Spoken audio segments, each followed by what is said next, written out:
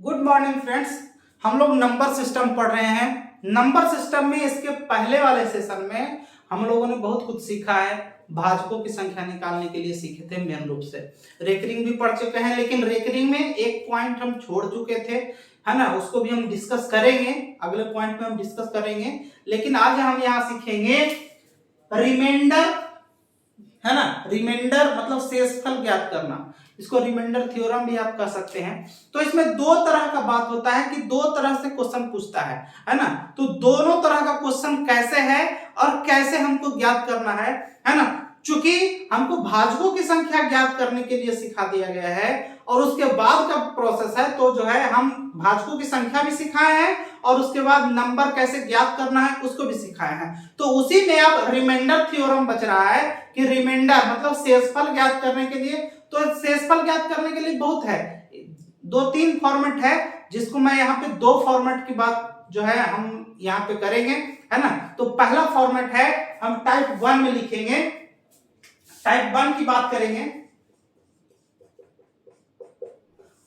Type 1 की बात करेंगे। और कैसा शेषफल निकालना है, ये शेषफल निकालने के लिए जो है हम लोग पहले क्वेश्चन को लिखेंगे। क्वेश्चन लिखने के बाद जो है हम लोग इसका डिस्कस करेंगे। हम लोग जो है शेषफल के बारे में बात कर रहे हैं। अब कैसा शेषफल, क्वेश्चन के माध्यम से हम बोले कि क्वेश्चन के माध्यम से समझना है। यहां देखिए क्वेश्चन लिखा हुआ कि वह छोटी से छोटी संख्या, क्योंकि छोटी से छोटी संख्या है, या फिर यहां लिखा जा सकता है कि वह संख्या, उससे कोई फर्क नहीं पड़ना है। छोटी से छोटी संख्या लिखा हुआ है तो भी ठीक, संख्या लिखा हुआ है तो भी ठीक, जिसमें 12 एवं 15 से लगातार भाग देने पर क्रमागत शेषफल 3 एवं 5 बचता है ना। और उस संख्या को, कहने का मतलब है पिछले सेशन में हम बताए संख्या निकालने के लिए बताए, तो पहले सेशन में जो संख्या निकालने के लिए बताए तो उसको पहले संख्या निकालने के लिए सीखेंगे। तो उसमें पिछले सेशन में हमने बताया था कि संख्या निकालने के लिए अंतिम भागफल होना चाहिए। अंतिम भागफल था तब हम शेषफल निकाल रहे थे। यहाँ पे अंतिम भागफल नहीं दे रहा है, तो पहले संख्या निकालेंगे। तो अंतिम भागफल अगर जो नहीं दिया हो तब अंतिम भागफल को 1 मानते हैं। क्या मानते हैं? 1 मानते हैं। तो यहाँ पे लिख देते हैं, यहाँ पे नोट के रूप में लिख देते हैं, है ना। लिख देते हैं जब अंतिम भागफल नहीं दिया रहे या नहीं दिया हो तो भागफल को कितना माना जाता है? भागफल को 1 माना जाता है।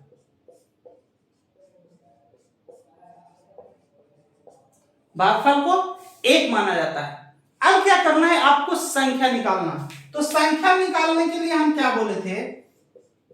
संख्या निकालने के लिए इस तरीके से हम बताए थे कि इस तरीके से लिखना है, और जो संख्या से भाग देना है उसको कहां लिखते हैं? अपने बाएं तरफ लिखते हैं। तो कहां से भाग देना? 12 और 15, इसी से भाग दे रहे थे ना लगातार। तो 12 और 15 को इधर लिख दिए। अब क्या कर रहा है कि शेषफल कितना प्राप्त होता है? 3 और 5। तो यहां शेषफल 3 और 5 प्राप्त हो गया, है ना। अब शेषफल 3 और 5 प्राप्त हो गया, और क्या कर रहा है? फिर जो है जो संख्या निकलेगा उसको किसमें भाग देना है? 60 से भाग देना है, तब शेषफल क्या बचेगा। तो इसके लिए क्या हम पहले नोट में लिखे कि अंतिम भागफल जब नहीं दिया हो तो भागफल को कितना माना जाता है? 1 माना जाता है। तो यहां पे क्या हो जाएगा? 1 हो जाएगा। अब देखिए इसको क्या हम करते थे, पहले इसको इससे गुना करते थे और इसको जोड़ देते थे, और यहाँ पे क्या करते थे? लिख देते थे। तो 15 को 1 से गुना करेंगे तो कितना हो जाएगा? 15, और 15 और प्लस 5 कितना हो जाएगा? 20 हो जाएगा। तो यहाँ पे लिखेंगे 20, ठीक है। फिर इसको गुना करेंगे तो 20 को 12 से गुना करेंगे तो हो जाएगा 12 गुना 24, मतलब 240 हो जाएगा, ठीक। 240 हो जाएगा, और 240 को 3 जोड़ेंगे तो कितना हो जाएगा? 243। ये तो आपका आ गया क्या? संख्या। आपका संख्या कितना आ गया? सॉरी यहां लिखा हुआ है, तो संख्या कितना हो गया? संख्या हो गया आपका 243, है ना।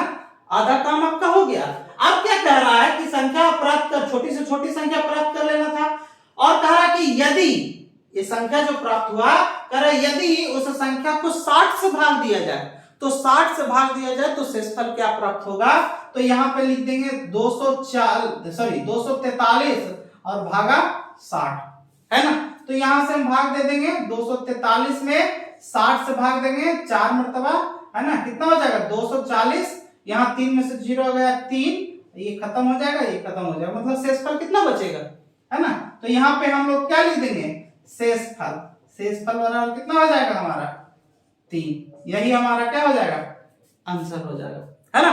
ठीक इसके अगले क्वेश्चन एग्जांपल के तौर पे और देखते हैं, है ना, ताकि आपको समझने में जो है आसानी हो, ठीक है। अगला क्वेश्चन है कि कह रहा है कि किसी संख्या को 3 एवं 5 से भाग देने पर शेषफल क्रमशः कितना प्राप्त होता है, 2 और 3 प्राप्त होता है, यदि उसी संख्या को 15 से भाग दिया जाए। कहने का मतलब है कि पहले संख्या निकालना है और संख्या निकालने के बाद, है ना, उसको किससे भाग देना है, 15 से भाग देना है, और 15 से भाग देने के बाद शेषफल क्या प्राप्त होगा, है ना। आपको प्रोसेस तो वही करना पड़ेगा, है ना। पहले यहां देखिए, पहले किससे भाग दिया जाता है, 3 और 5 से भाग दिया जाता है, तो यहां लिख देंगे 3 और 5। शेषफल आपको क्या प्राप्त हो रहा है, 2 और 3, 2 और 3 शेषफल प्राप्त हो रहा है, लेकिन अंतिम भागफल हमको नहीं पता है। तो अंतिम भागफल अगर जो नहीं पता है तो हम क्या करेंगे, एक अंतिम भागफल, तो यहां पे, ठीक है। आप देखिए इसको इससे गुना करना है, तो 5 एकम 5 और 5 में 3 जोड़ेंगे तो कितना हो जाएगा, 8 हो जाएगा। ठीक उसी प्रकार से 3 से 8 को गुना करेंगे तो 8 तिया 24 और 2 जोड़ेंगे तो कितना हो जाएगा 26, है ना। तो मतलब संख्या कितना हो जाएगा आपका, संख्या कितना हो गया 26। अब कह रहा है इसी संख्या को किससे भाग, यदि उसी संख्या को किससे भाग देना है, आपको 15 से भाग देना है ना। तो शेषफल कितना बचेगा, तो कितना 26 और भागा कितना 15, है ना। तो शेषफल कितना बच जाएगा आपका, शेषफल यहां लिख दे, यहां निकाल देंगे 26 15 एक मरतबा 15, कितना बच जाएगा 11। तो ये जो शेषफल बचेगा वही आपको लिख देना है, कितना हो जाएगा 11।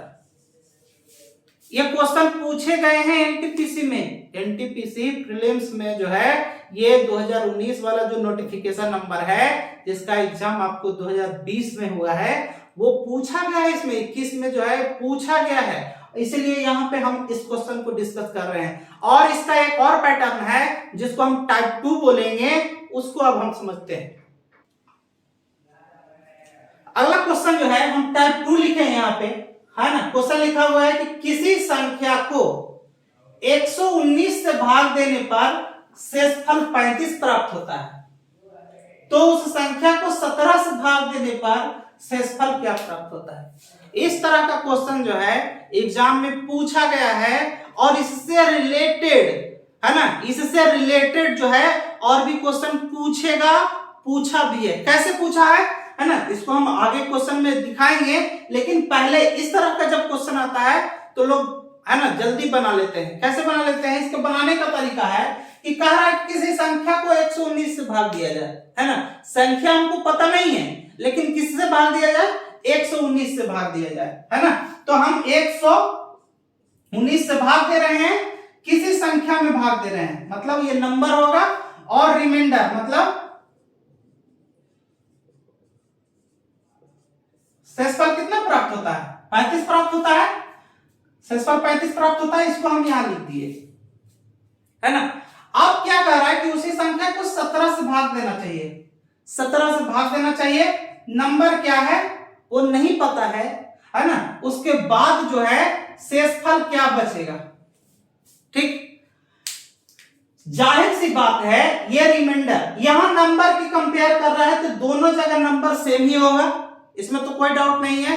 तो नंबर जब सेम होगा तो उसका कंपेयर हम लोग नहीं करेंगे। करना क्या है, यदि इस तरह का क्वेश्चन दिया गया हो, है ना, जैसे यहां लिखा हुआ है किसी संख्या को 119 से भाग देने पर शेषफल कितना प्राप्त होगा, 35 प्राप्त होगा। तो 17 से अगर, है ना, अगर ये दिया गया संख्या इससे विभाजित हो जाए, क्या हम क्वेश्चन बोल रहे हैं कि यदि ये दिया गया संख्या इससे विभाजित हो गया, तब हमको शेषफल निकालने के लिए क्या करेंगे, डायरेक्ट शेषफल में भाग दे देंगे। क्या कर देंगे, भाग दे देंगे और शेषफल निकाल देंगे। फिर से एक बात समझिए कि पहले जो दिया गया है कि किसी संख्या को कितना से भाग देना है, 119 से, तो जो 119 से हमको भाग दे रहा है और दोबारा भाग दे रहे हैं किससे, 17 से। यदि ये संख्या इससे कट जाए, ये संख्या इससे कट जाता है, तो डायरेक्टली जो है हम रिमाइंडर में इससे भाग दे करके शेषफल ज्ञात कर लेंगे, है ना। तो ये देखिए यहां 17 से कट जा रहा है, 17 सते 19 से, जब कट जा रहा है तो इसको इसमें डायरेक्ट भाग दे देंगे, डायरेक्ट भाग दे देंगे।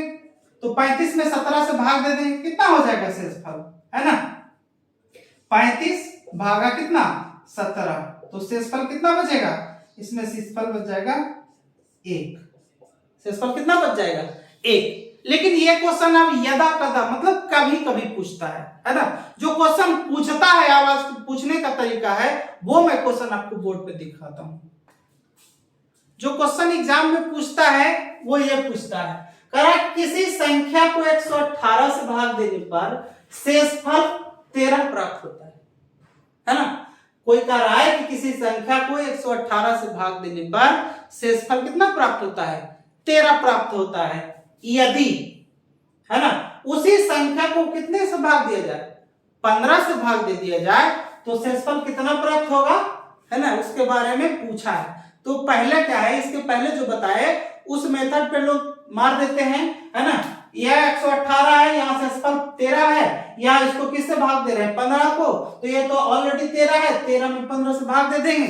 जैसे इधर 13 में 15 से भाग दे देंगे, तो शेषफल कितना, शेषफल तो ऑलरेडी वही बच जाएगा ना।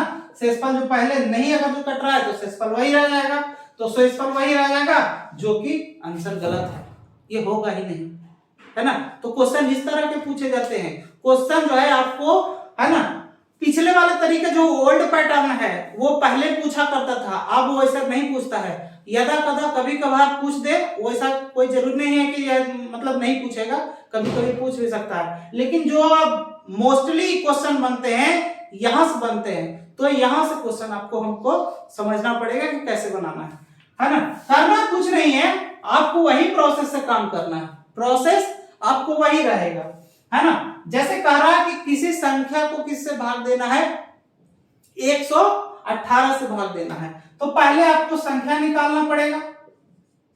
पहले आपको क्या निकालना पड़ेगा, संख्या निकालेंगे तब ना फिर भाग देंगे 15 से, है ना। तो संख्या निकालने के लिए जब इस तरह का क्वेश्चन है कि पहला भाजक, है ना, पहला भाजक, है ना, दूसरे भाजक से डिविजिबल नहीं हो, मतलब 118 15 से डिविजिबल है क्या, नहीं है। देखिए 15 से डिविजिबल है, 15 20 से हो जाता है ना, कटता नहीं है। कहने का मतलब है उसमें क्वेश्चन क्या था कि 119 था पहला भाजक और उसमें 17 से भाग दे रहे थे, तो कट जा रहा था तो डायरेक्ट हम लोग भाग दे रहे थे। यहां पे नहीं कट रहा है, तो आपको संख्या निकालने के लिए क्या करना पड़ेगा, 118 जिससे भाग दे रहे हैं गुना 1 और प्लस जितना शेषफल प्राप्त हो रहा है उसको यहां लिख देंगे। ये हमारा से क्या हो जाएगा, संख्या हो जाएगा। तो कितना हो जाएगा, 118 और प्लस 13 कितना हो जाएगा, 131 संख्या हो जाएगा, है ना। या फिर इसको गुना 1 करके हम आपको बता रहे हैं, आप नहीं भी गुना करेंगे तो चलेगा, सिर्फ जो संख्या दिया गया है उसको आपस में क्या कर देंगे, जोड़ देंगे। मतलब 118 और प्लस 13 कितना हो जाएगा, 131, है ना, 131। यही हमारा क्या हो जाएगा, संख्या है। अब हमको क्या कह रहा है कि इसी संख्या को किससे भाग देना है, 15 से भाग देना है। तो 15 से भाग देने पर शेषफल कितना प्राप्त होगा, 131 भागा 15, है ना। तो यहाँ 131 में किससे भाग दे देंगे, 15 से भाग दे देंगे, तो 15 20 से 120 हो जाएगा। 1 में से 0 घटेगा तो कितना हो जाएगा 1, 3 में से 2 घटेगा 1। यही जो है हमारा शेषफल प्राप्त होगा। तो शेषफल कितना प्राप्त होगा हमारा, शेषफल हमारा प्राप्त हो गया कितना 11। ठीक है, शेषफल हमारा कितना प्राप्त हो गया 11 प्राप्त हो गया। अब जैसे देखिए फिर से एक बार समझते हैं, है ना। कह रहा कि किसी संख्या को 118 से भाग देना है और शेषफल कितना प्राप्त हो रहा है 13 प्राप्त हो रहा है, और उसी संख्या को यदि 15 से भाग दिया जाए तो शेषफल क्या प्राप्त होता है। यदि पहला भाजक दूसरे भाजक मतलब इससे अगर कट जाएगा तो डायरेक्ट इसमें भाग दे करके आप शेषफल निकाल लेंगे, और यदि नहीं कटेगा तो इसको और इसको आपस में जोड़ लेंगे और उसके बाद इससे भाग देंगे, जो शेषफल प्राप्त होगा वही आपका क्या होगा उत्तर होगा। ठीक इसी पैटर्न पर आधारित हम एक क्वेश्चन और बोर्ड पर लिख रहे हैं। देखिए अगला क्वेश्चन जो है हम लिखे हैं यहाँ पे, किसी संख्या को 95 से भाग देने पर शेषफल कितना प्राप्त होता है 32 प्राप्त होता है, तो उसी संख्या को 25 से भाग देने पर कितना शेषफल प्राप्त होगा। देखिए क्या कर रहा है, यहाँ कोई पहला भाजक है, पहला भाजक को मतलब पहला भाजक जो है पहले भाजक से भाग देने पर शेषफल कितना प्राप्त हो रहा है 32 प्राप्त हो रहा है, और उस संख्या को ही 25 से भाग देना है ना। तो 25 से भाग देना है, हम क्या बोले कि यदि पहला भाजक दूसरे भाजक से डायरेक्ट कट जाएगा तो इसमें डायरेक्ट भाग दे देंगे, और शेषफल निकाल लेंगे। और यदि ऐसा नहीं होगा तब क्या करेंगे, इसको जो है अपने तरीके से बनाएंगे। जैसे इसमें एग्जांपल के तौर पे देख देते हैं, हम इसमें ऑप्शन लिख देते हैं, ऑप्शन यहाँ पे लिख देते हैं। जैसे इसका मन ऐसा लिखा रहेगा एग्जाम में 7, 14,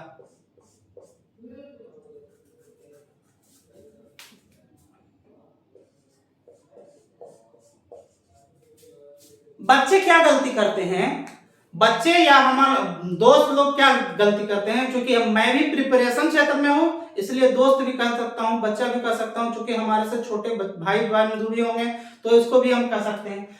करते हैं लोग क्या, इस तरह का क्वेश्चन देखते हैं जैसे ही, और इसको तुक्का मार देंगे कि ये बड़ा संख्या है 32 है, ये 25 है, इसको इससे भाग दे देंगे, डायरेक्ट 7 अंतर निकाल देते हैं, है ना। आपको ऐसा नहीं करना है, आपको चेक करना पड़ेगा कि इसमें से ये संख्या से अगर जो भाग देने पर पूरा पूरा कट जाएगा तब तो जो है इसमें डायरेक्ट भाग दे करके आप शेषफल निकाल लेंगे।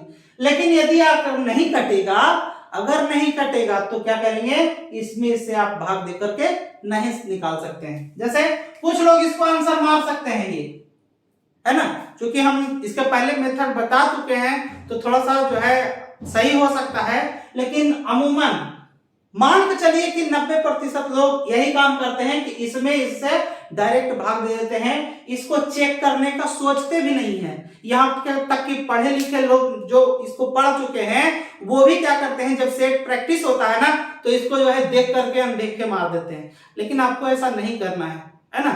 एग्जाम में हार्ड क्वेश्चन जो है, हार्ड तो हार्ड है ही, अगर जो हार्ड क्वेश्चन को आप बनाएंगे तो 100% वो सही होगा, एकदम 100% सही होगा।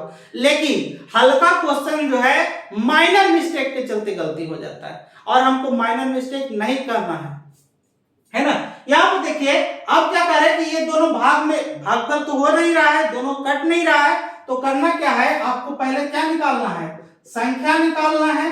तो संख्या निकालना है तो कितना 95 और प्लस कितना 32, और इसमें है ना कितना हो जाएगा 5 और 2 7 और 9 3 कितना हो जाएगा 12, 127 हो जाएगा। अब क्या कर रहा है 25 से भाग देना है ना, तो 127 बटा कितना 25, शेषफल कितना हो जाएगा, शेषफल देखिए यहाँ पे 127 में कितने 25 से भाग देंगे, 25 बचे 25 से, है ना, 7 में से 5 किया 2, यहाँ खत्म हो जाएगा, कितना बचेगा 2, तो शेषफल क्या हो जाएगा 2, है ना। बहुत सारे लोग ये मारेंगे, तो ये जो मारेंगे ये गलत हो जाएगा, हमारा आंसर कितना होगा ये होगा। इसलिए आपको समझदारी से काम करना है, ऐसे नहीं हवा में तीर नहीं मारना है ना, सिलेक्शन लेना है। अगला क्वेश्चन देखिए, क्वेश्चन आपको पूछा गया है एग्जाम में, है ना।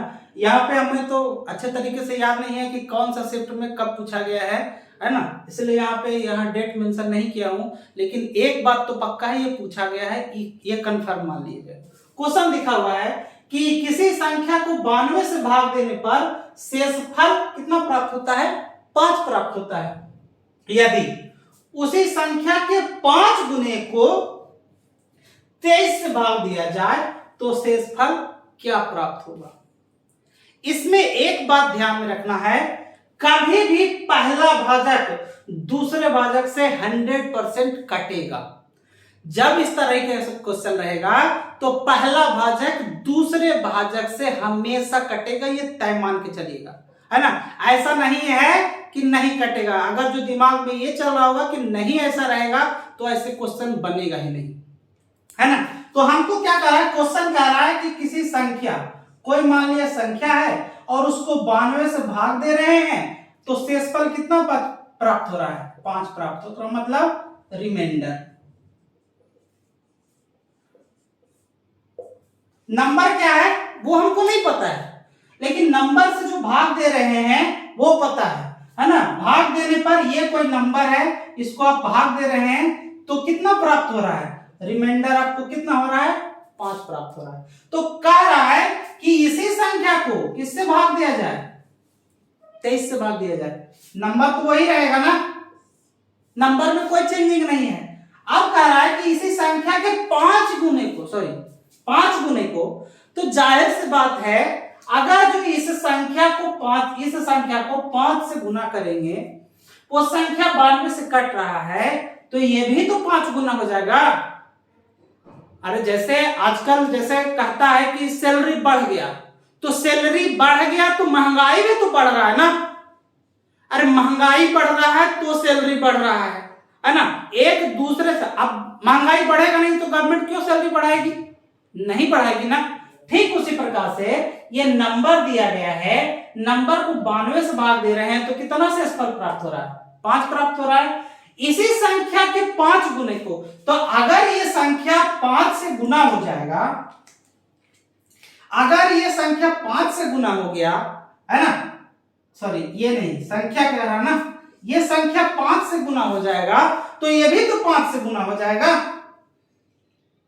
कह रहा है कि यदि संख्या को कितना से भाग दिया जाए, 23 से भाग दिया जाए तो शेषफल क्या प्राप्त हो जाएगा।